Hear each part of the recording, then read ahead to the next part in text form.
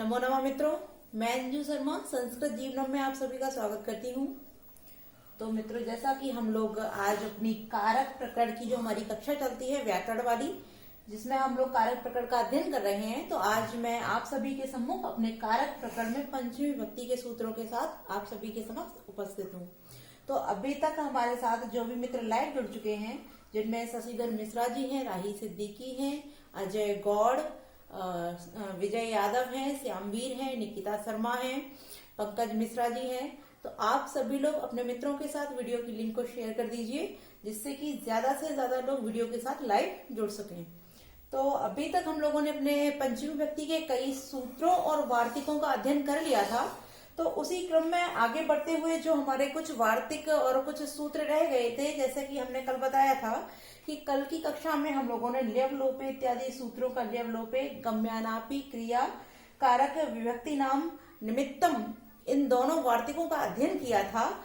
और हमने बताया था कि इसके पश्चात हम लोग अपपरिवर्जने और जो हमारा आंग, मर्यादा, वचने इत्यादि सूत्र हैं, इनका अध्ययन करेंगे। तो क्योंकि मैंने कल की क्लास में आप सभी को बताया था कि ये थोड़ा सा अर्थात मतलब थोड़े कठिन सूत्र पड़ जाते हैं, तो इसलिए आज हम उन्हीं सूत्रों का अध्ययन करेंगे जो कि कल की कक्षा में पूरे नहीं हो पाए थे। तो आप लोगों ने क्लास की लिंक को अपने दोस्तों के साथ शेयर कर दिया होगा। तो आइए हम लोग, जैसे कारक प्रकरण में हमारी पंचमी विभक्ति चल रही थी और आज हम लोग जिसका अध्ययन करेंगे वह हमारा सूत्र है अपपरिवर्जने। अपपरिवर्जने, ठीक है। अब ये जो हमारा सूत्र है ये क्या कह रहा है, यहां लिखा हुआ है अप और परि और वर्जन। वर्जन जो हमारा शब्द है वर्जन, इसका अर्थ होता है छोड़ना। वर्जन का अर्थ होता है छोड़ना। तो जब वर्जन शब्द का प्रयोग हम छोड़ने के अर्थ में करते हैं, तो हमारे जो अप और परि होते हैं, अप और परि अर्थात पहले इसकी पूरी हम परिभाषा लिखते हैं कि वर्जन का अर्थ होता है छोड़ना। छोड़ने के अर्थ में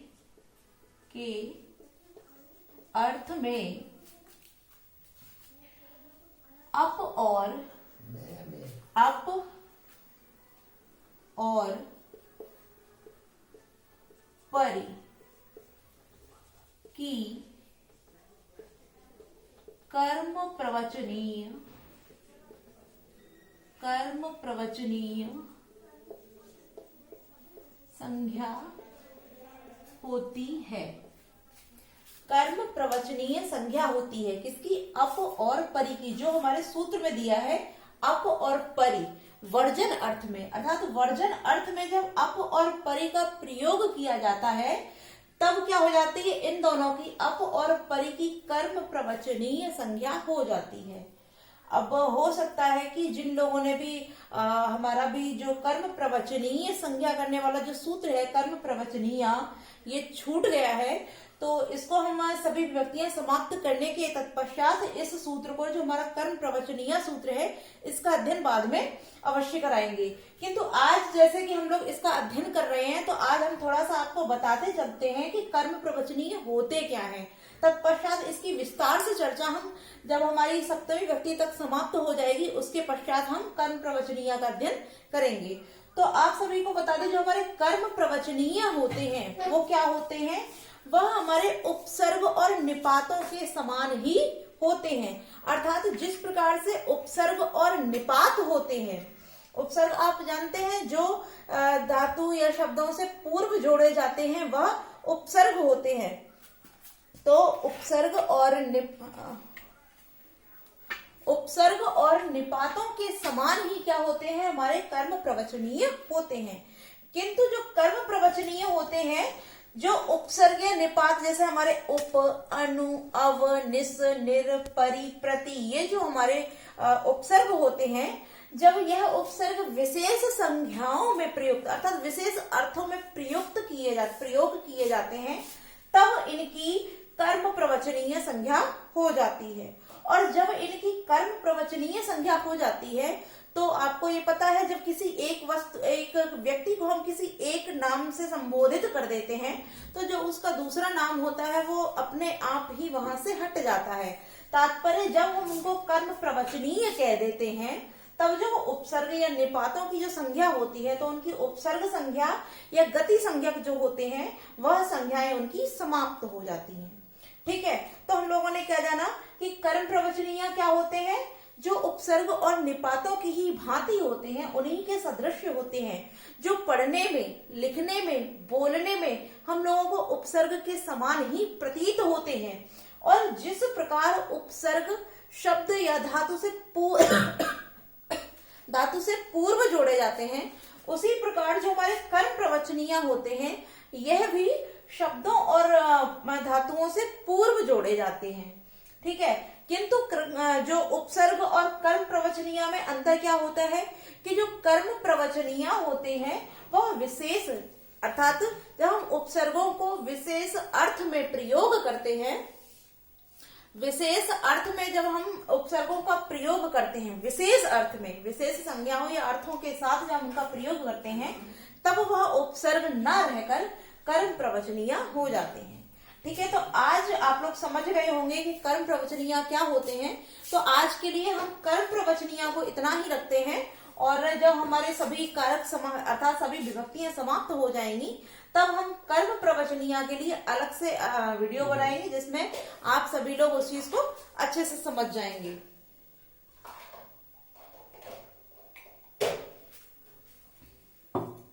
तो अभी आपको समझ में आ गया होगा कर्म प्रवचनीय क्या होते हैं। तो आप लोग इसी चीज को थोड़ा सा समझकर अब देखिए कि यहाँ क्या बोल रहा है। यह जो हमारा सूत्र है ये क्या कह रहा है कि वर्जने, वर्जन माने होता है छोड़ना। वर्जन अर्थ में जब अप और परि जो हमारे उपसर्ग निपात थे तो यहाँ विशेष संज्ञा दे दी गई, क्योंकि हमने अभी बताया कर्म प्रवचनीय क्या होते हैं, जब हम उनकी विशेष अर्थों में उनका प्रयोग करते हैं तो वही उपसर्ग और निपात हमारे क्या हो जाते हैं, कर्म प्रवचनीय हो जाते हैं। तो वर्जन अर्थ में जब हमने अप और परि को प्रयोग किया तब इन अप और परि की कर्म प्रवचनीय संज्ञा हो जाती है। ठीक है, इतना आप यहाँ जान लीजिए, क्योंकि यहाँ इसमें अपादान संज्ञा नहीं होती है, यह कर्म प्रवचनीय संज्ञा कर रहे हैं, इसलिए यह संज्ञा सूत्र हो जाता है, किंतु यह अपादान संज्ञा नहीं करता, ये केवल कर्म प्रवचनीय संज्ञा करता है। ठीक है, तो आप इस चीज को जानते रहिए। यह जो हमारा सूत्र है वो क्या सूत्र हो गया, यह कर्म प्रवचनीय संज्ञा कर रहा है, इसलिए यह संज्ञा सूत्र है। ठीक है, किंतु आप इस चीज को भी ध्यान रखिए, यह कर्म प्रवचनीय संज्ञा कर रहा है, कर्म प्रवचनीय संज्ञा कर रहा है, ना कि अपादान संज्ञा। तो आपसे यदि पूछा जाता है कि अप परिवर्जने जो सूत्र है वो किस प्रकार का सूत्र है, तो आप बताएंगे वह संज्ञा सूत्र है, और वो कौन सी संज्ञा करता है, तब आप उसका उत्तर देंगे कर्म प्रवचनीय संज्ञा। ठीक है, अपादान संज्ञा नहीं करना है, क्योंकि यहाँ अपादान संज्ञा नहीं करता है, यह जो सूत्र है वो केवल कर्म प्रवचनीय संज्ञा कर रहा है। अब अपना अगला सूत्र जो हमारा इसी में है, आंग मर्यादा वचने, आंग मर्यादा वचने, आंग मर्यादा वचने। अब यहां पे क्या बोला जा रहा है कि मर्यादा और आंग मर्यादा वचने जो है कि मर्यादा और अभिविधि के अर्थ में जो आंग हमारा दिया है, आंग, इस आंग की भी कर्म प्रवचनीय संज्ञा हो जाती है। तो इसकी भी हम परिभाषा लिख लेते हैं कि मर्यादा, मर्यादा और अधिविधि, अधिविधि अर्थ में आंग की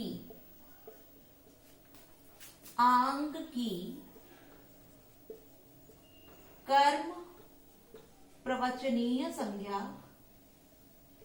कर्म प्रवचनीय संज्ञा हो जाती है। ठीक है, अब ये जो हमारा सूत्र है क्या बोल रहा है कि मर्यादा और अधिविधि अर्थ में जो हमारा आंग है, इस आंग की भी कर्म प्रवचनीय संज्ञा हो जाती है।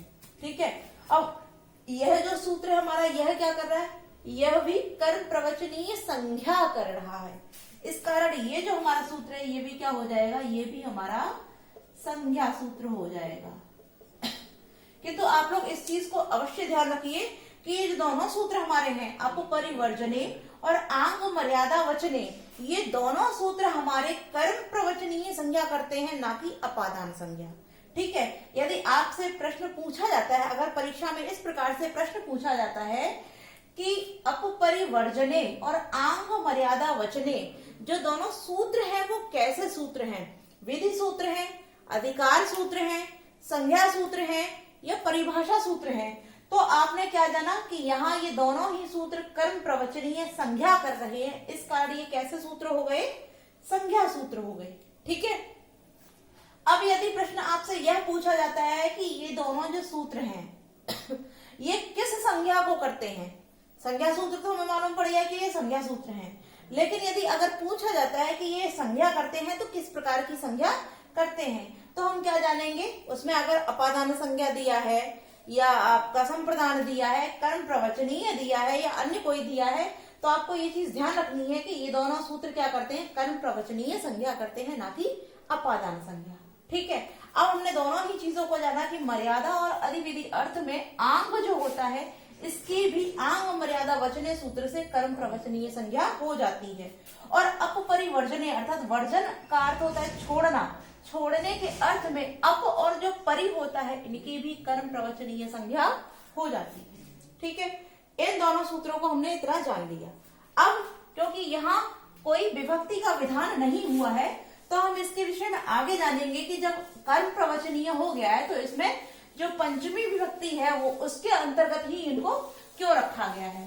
तो अगला जो हमारा सूत्र है हम उसको देखते हैं, वह हमारा सूत्र क्या कहता है। अगला जो हमारा सूत्र है वो है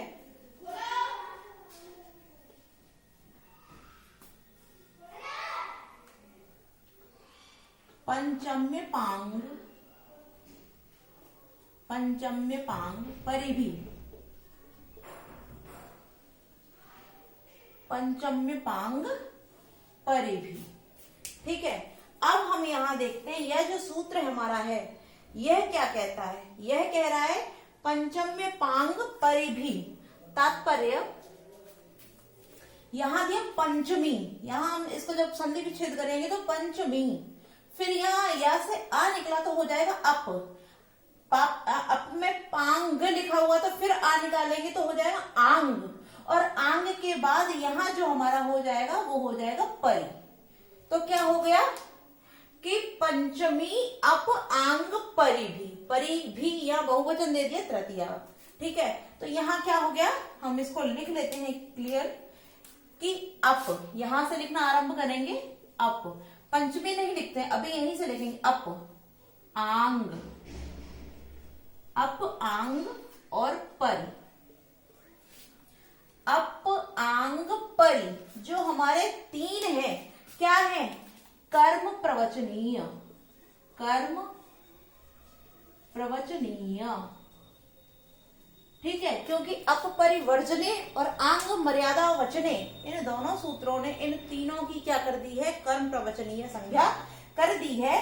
तो अब ये क्या कह रहा है यह सूत्र कि अप आंग और पर जो कर्म प्रवचनीय है इनकी क्या हो जाएगी, इस सूत्र से इन तीनों कर्म प्रवचनीय के योग में, कर्म प्रवचनीय के योग में पंचमी, यहां सूत्र में ही क्लियर किया जा रहा है पंचमी कि पंचमी हो जाएगी, पंचमी हो जाती है, पंचमी हो जाती है। ठीक है, तो अप परिवर्जने और आंग मर्यादा वचने इन दोनों सूत्रों ने क्या किया कि अप आंग और परि इन तीनों की कर्म प्रवचनीय संज्ञा कर दी, और पंचम्य पांग परे भी इस सूत्र ने इन तीनों कर्म प्रवचनीयों में पंचमी विभक्ति का विधान कर दिया। तो इस कारण यह विधि सूत्र हो जाता है। अब हम इसके उदाहरणों को देखते हैं। पहले हम अप का उदाहरण देखते हैं, जो अप अर्थ दिया है अप का अर्थ भी यहाँ वर्जन अर्थ में ही होता है, वर्जन तात्पर्य छोड़ने के अर्थ में। तो जो इसका उदाहरण है वो क्या हो जाएगा, इसको देखते हैं हम। अप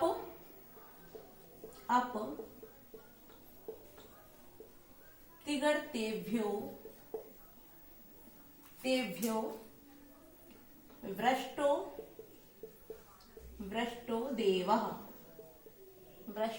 देवः, ठीक है। अब यहाँ क्या हुआ है कि इस सूत्र ने इसके अर्थ में जो अप हमने प्रयोग किया वर्जन के अर्थ में, इसके कारण इसकी क्या कर दी है, यहाँ इसने अप के योग में, क्यों अप जो है वो वर्जन के अर्थ में है, तो इसमें पंचमी का विधान कर दिया है।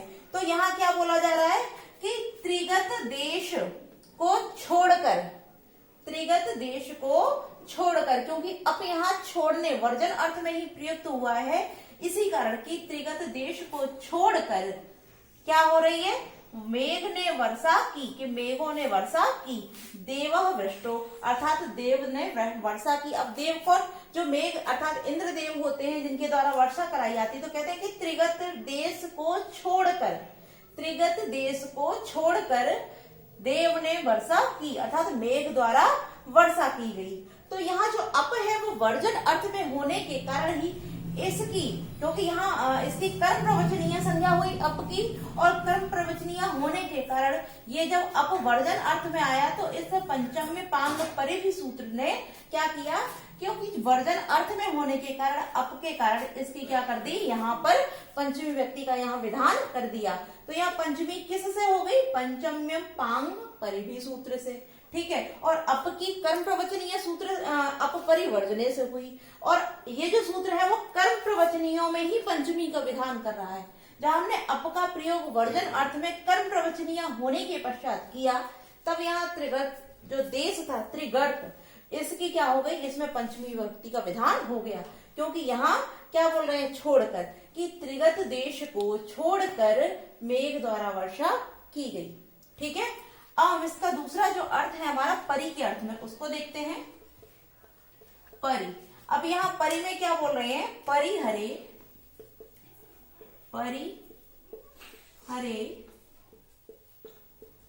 संसारः, परिहरे संसारः, तात्पर्य कि भगवान को, हरि को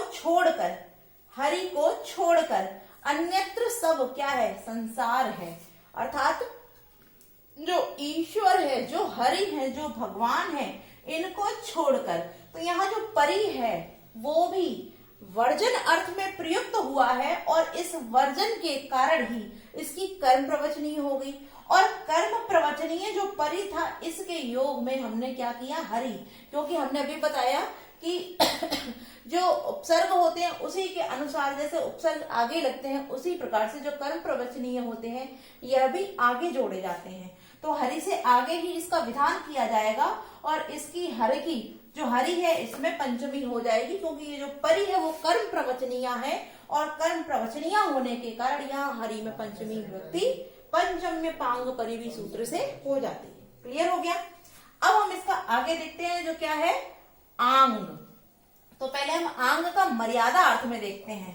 पहले हम आंग का जो मर्यादा अर्थ में है उसको देखते हैं। मर्यादा अर्थ में, ठीक है। अब इसका जो उदाहरण क्या देखते हैं हम उसका,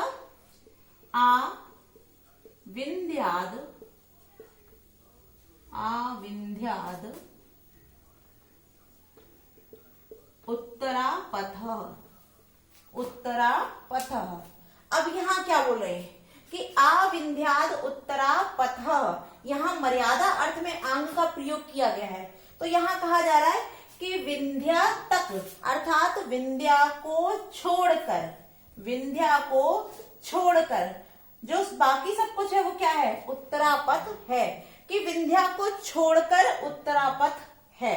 अब यहाँ मर्यादा कैसे है, ऐसे जानते हैं कि ऐसे मानिए ये एक विंध्या, क्योंकि विंध्या के विषय में बात की है, विंध्या की तरफ बात की गई कि विंध्य पर्वत जो है कि उसको छोड़कर, तो यहाँ मर्यादा, ये जो विंध्य है इसको छोड़कर अब बाकी का अन्य जो क्षेत्र है वो क्या बता दिया इन्होंने, उत्तर पथ बता दिया, उत्तर पथ।